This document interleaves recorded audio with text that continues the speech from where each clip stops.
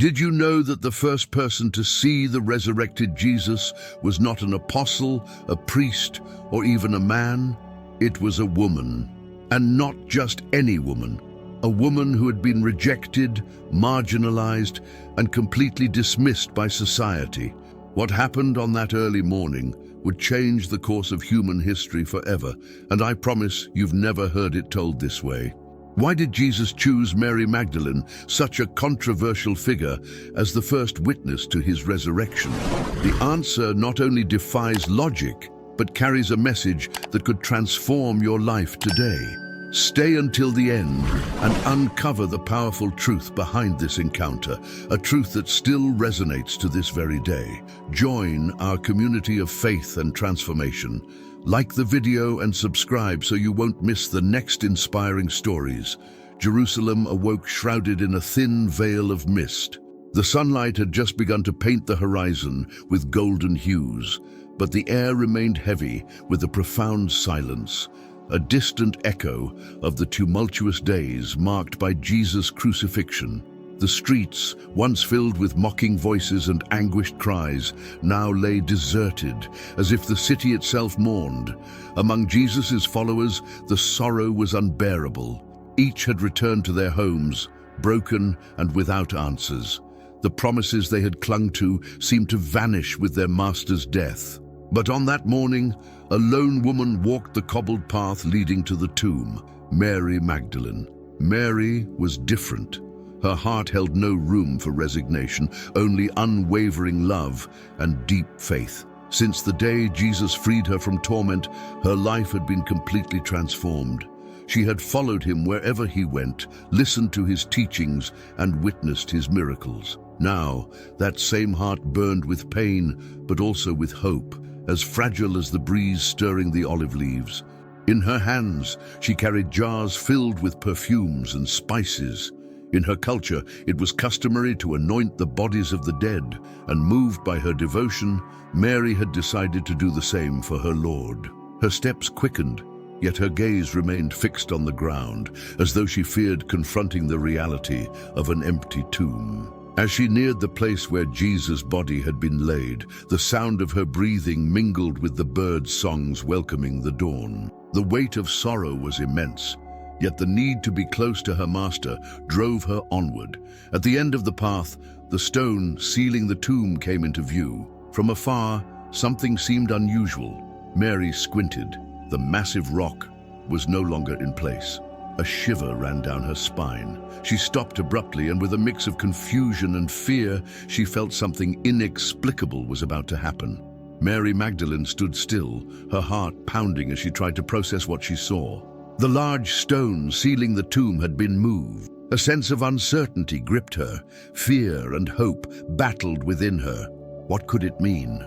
Her hands trembled, and the urge to move closer was irresistible.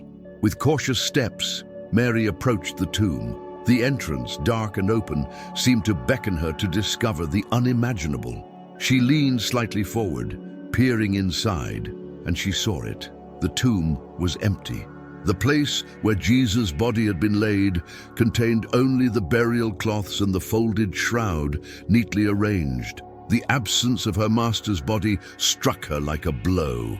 A muffled cry escaped her lips. Confusion and anguish reflected in her eyes.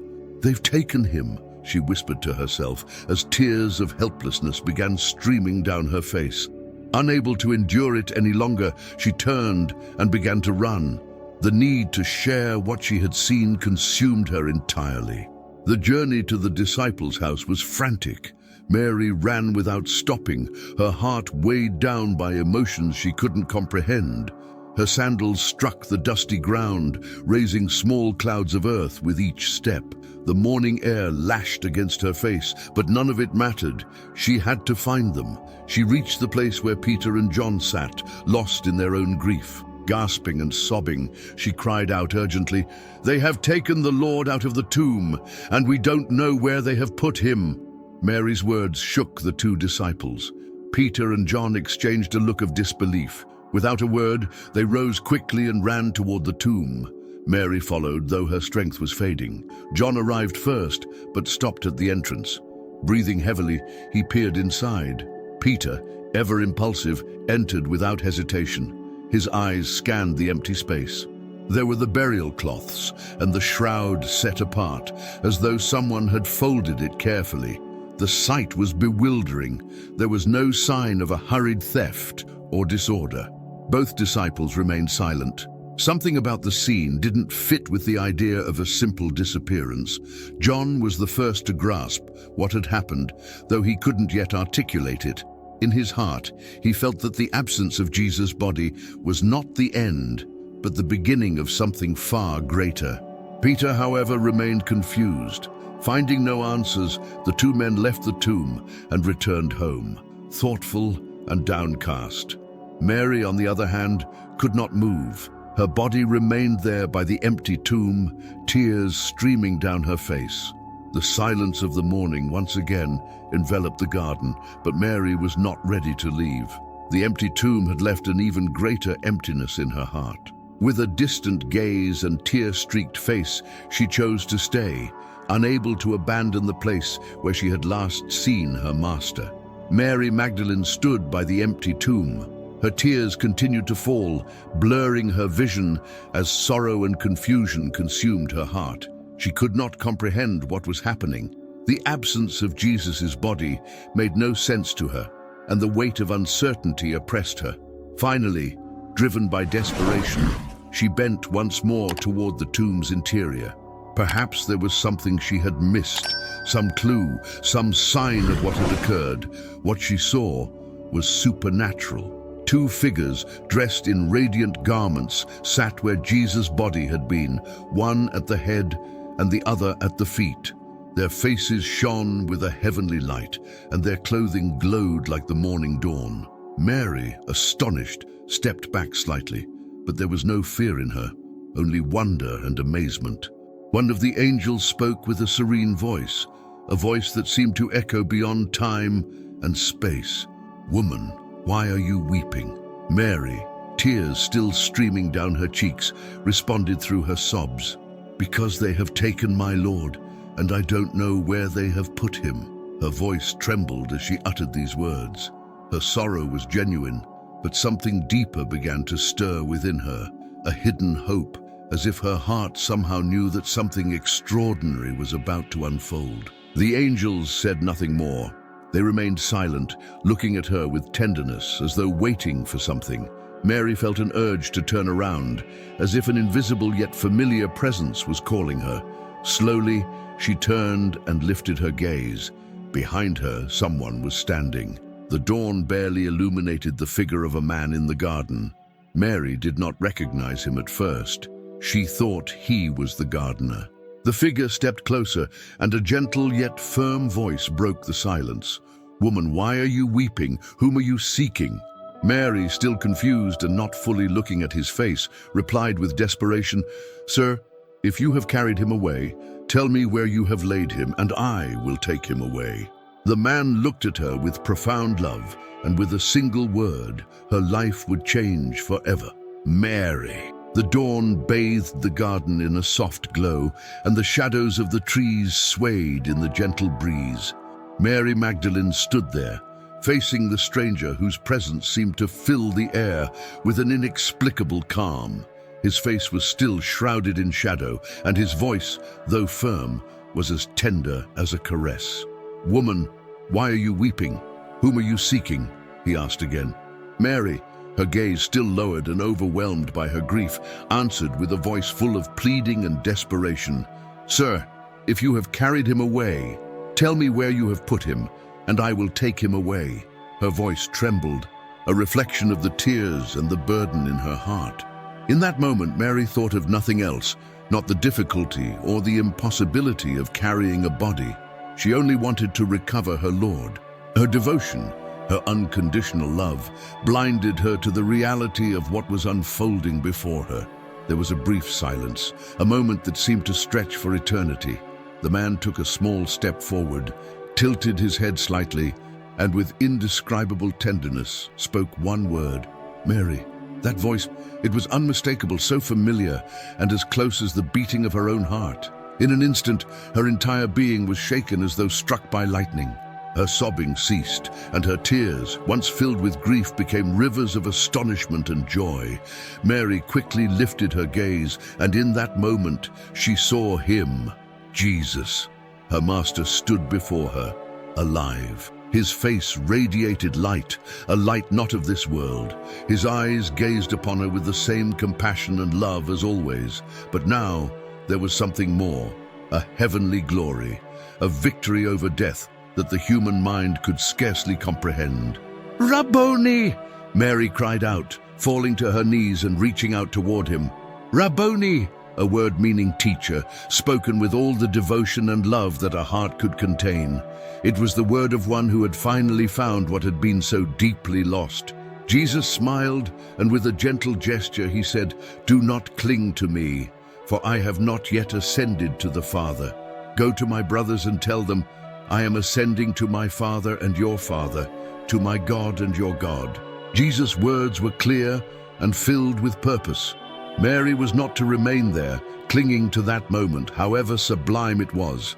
There was a mission to fulfill. Jesus had chosen Mary Magdalene as the first witness of his resurrection, an honor and responsibility no woman, let alone someone like her, would have imagined receiving in those times. Mary remained kneeling for a moment, engraving every detail of Jesus' face, every nuance of his voice, into her heart. She felt her soul transformed. The sorrow and despair that had accompanied her until that moment vanished like mist before the rising sun. In their place remained an indescribable joy, and a fire burning deep within her. Finally she rose, wiping the tears from her face. She looked one last time at Jesus, who gazed at her with serene and loving tenderness. The garden breeze blew gently, as though creation itself was celebrating that encounter. Mary needed nothing more. She knew what she had to do. Jesus was alive, and she had to share that news with others. With a heart overflowing with joy, she turned on her heels and began to walk, slowly at first, then faster. Her feet, which moments before had been heavy with grief, now ran with a lightness that only the Spirit could give. The garden receded behind her, cloaked in sacred peace, but Mary carried with her something far more valuable, the greatest news humanity would ever receive. Jesus' words echoed in her mind, and his voice remained alive in her heart. As she ran, tears welled up again, but this time they were tears of gratitude. The dark night of her soul was over. Death had been defeated, and life had triumphed. The Master had called her by name. Mary Magdalene ran without stopping. Her feet struck the cobbled ground urgently, raising small clouds of dust as the morning wind brushed against her face. Fatigue didn't matter, nor the sweat beginning to slide down her forehead. She carried in her heart a message that would change the destiny of the world. Jesus is alive. The city was still awakening, and only a few faces peered out from windows or alleys. Mary rushed through the streets with Jesus' voice resonating in her mind. "Go to my brothers and tell them." Each word echoed in her soul, urging her to move faster. She, a woman who had once been rejected and cast aside, now bore the most glorious announcement humanity would ever hear. Finally, she reached the place where the disciples were gathered. The heavy door creaked as she pushed it open.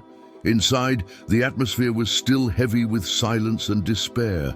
The disciples' faces reflected the weight of loss and the confusion of the past days. No one spoke. No one had answers. Mary entered breathless, her eyes shining with an intensity that could not be overlooked. The men lifted their gazes, surprised by her sudden appearance. "I have seen the Lord," she exclaimed, her voice trembling, yet filled with conviction. The disciples exchanged looks of disbelief. Peter and John watched her intently, trying to grasp the meaning of her words. The news seemed too great, too impossible to be true. "What are you saying, Mary?" one of them asked, his brow furrowed. Mary stepped forward, tears of emotion streaming down her face. Her voice did not tremble with doubt, but with joy. "I saw the Lord with my own eyes. He called me by name and sent me to tell you that he has risen. He is ascending to his Father, our Father, to his God, our God. The words flowed from her lips like an overflowing river, filled with faith and certainty. In the dimness of that room, where fear still reigned, Mary's voice was like a light breaking through the darkness. Some disciples stared at her in silence, unsure of what to say. Others seemed to want to cling to that news, yet the weight of disbelief still lingered among them. How could it be possible? Had they not seen with their own eyes Jesus being delivered up and dying on the cross? Yet in Mary's heart there was no room for doubt. The gaze of her master, the voice that had called her by name, and the mission he had entrusted to her were as real as the air she breathed. She needed no proof or explanation. The resurrection was a living truth within her. Mary stood tall, her face illuminated by hope. In that moment, she was no longer just Mary Magdalene. She was the first witness to Jesus' victory over death. Her story, her voice, and her mission would pave the way for others to believe. Outside, the sun continued its ascent, and the first rays of light filtered through the cracks in the room. The dawn was not merely announcing a new day, it was proclaiming a new era, where death had been defeated and life had triumphed. Mary Magdalene stood among the disciples, still catching her breath after her frantic run. Her voice still echoed in the room. "I have seen the Lord." The words she had proclaimed so firmly seemed to collide against a wall of disbelief. Those men, her companions in faith, could not comprehend what she declared. Peter and John, who had seen the empty tomb, exchanged looks of confusion. The news was too great, too impossible. But on Mary's face, there was no shadow of doubt. The light of hope shone in her eyes with a strength no argument could extinguish. "I'm telling you, he lives. He spoke to me. He called me by name," Mary insisted, stepping forward. Her words were like a spark in the darkness, attempting to ignite a fire that had yet to find fuel. The disciples clung to what their eyes had seen: a cross, a tomb, an absence. Death seemed an irrefutable truth, and Mary, with her testimony, appeared to challenge everything they knew. Yet, deep in their hearts, something small and barely perceptible began to stir, a spark of faith. Mary had run to them, driven by a certainty that did not come from herself, but from her encounter with the risen Jesus. The same voice that had calmed storms, healed the sick, and raised the dead had spoken to her in the garden. Mary looked at them, one by one. She knew their doubts were natural, but she was also certain that soon they would see what she had already seen: Christ's victory. Doubt could not last long. The Master would reveal himself to them just as he had to her. Without waiting further, Mary returned to the streets. Her mission was not yet finished. Mary's heart burned with the desire to share the truth that had transformed her life. With every step, she recalled Jesus' words, "Go to my brothers and tell them." Her run was no longer a simple walk. It was a sacred mission, a race of faith that had only just begun. The sun now bathed all of Jerusalem, and the first murmurs of the news began to spread like the wind. The Lord had risen. Mary, with the voice of hope resounding in her chest, ran with the certainty that darkness had been overcome and life had triumphed. The streets of Jerusalem gradually came to life. While the world continued its daily routine, the news of the resurrection began to spread, slowly but surely, like a river swelling with the thaw. Mary Magdalene, with a heart full of fire and hope, walked with determined steps. Her encounter with Jesus had transformed not just her day, but her entire life. As she walked, she remembered the path she had traveled to that moment. Mary had once been a broken woman, marked by pain and the shadows of her past.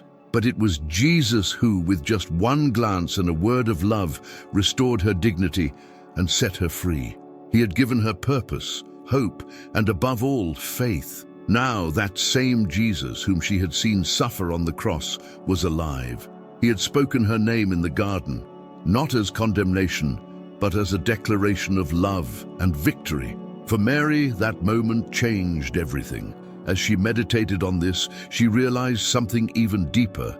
Jesus had chosen her, a simple woman, as the first witness to his resurrection. In a society where women were neither heard nor valued, Christ had entrusted her with the most important message in human history. He had not appeared to kings, priests, or even his disciples first. He had appeared to Mary, showing that in God's kingdom there are no outcasts or forgotten souls. All are loved and called by name. This revelation filled her heart with joy. The resurrection of Jesus was not just a miracle. It was the ultimate proof that death had been defeated and that eternal life awaited all who believed in him. The empty tomb was not the end of the story, but the beginning of a new creation. Mary understood that her testimony was more than a personal account. It was an invitation for others to find hope in the midst of despair, faith in the midst of doubt, and life in the midst of death. Every step she took through the streets of Jerusalem was a step of faith. She knew that many would not believe her at first, but that did not matter. The truth was too powerful to remain silent. The same voice that had called her in the garden was still calling others, inviting them to believe and to live. Mary lifted her gaze and looked toward the sky.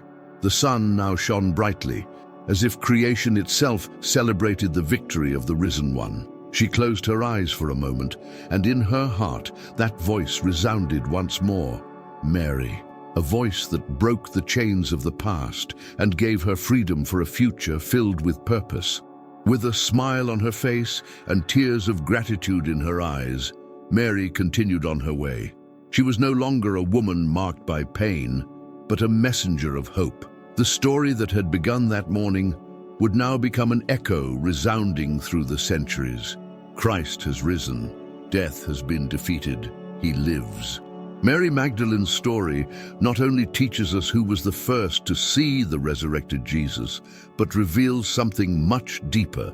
God does not choose the perfect, but those willing to hear his voice and fulfill his purpose. If this message touched your heart and made you reflect, let me tell you something. This is only the beginning. Here on our channel, we share stories that inspire, transform, and draw you closer to God's love and truth. Can you imagine what could happen if you continue to learn and discover these life-changing truths? Don't miss out. Like this video, leave a comment about what impacted you the most, and share this message with someone who needs it. Subscribe now and join this community of faith and transformation. I assure you that each story will bring you one step closer to the light and hope you're searching for. See you in the next video. May God bless you.